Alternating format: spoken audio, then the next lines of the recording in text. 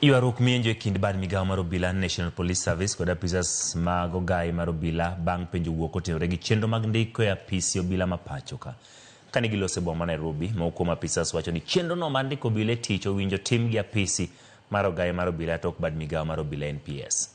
Ndikruok mar obila kokalo yor mbui osemien kod chilo gi moko kuom obila mawacho ni kotime kamano to biro bedo gi mibadhi. Chenro mar kawo pacho gande wi okang' ma kamano pod biro dhi nyime e counties duto ma pacho ka.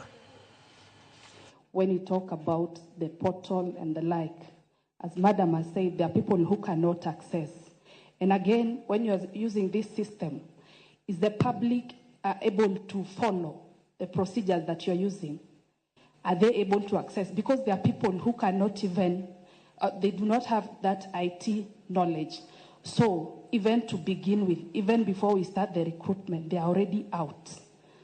Wananchi wa Kenya wamekataa mambo ya recruitment online. Kwa sababu hata kama ni online, wewe utaenda kwa cyber, ukiapply hiyo kitu itaenda kwa mkono ya mkubwa huko. Zamani ilikuwa Skypark, siku hizi kama CBK Towers. Bado raia akiapply hawasipata link.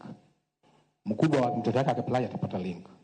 Ama hata hawa askari unaona. Regulations is not something you do so very often. So the regulations have to be visionary, even to be applicable even for a number of years. And even as we are seeing, there are so many changes. There is so much diversity, even in terms of technology.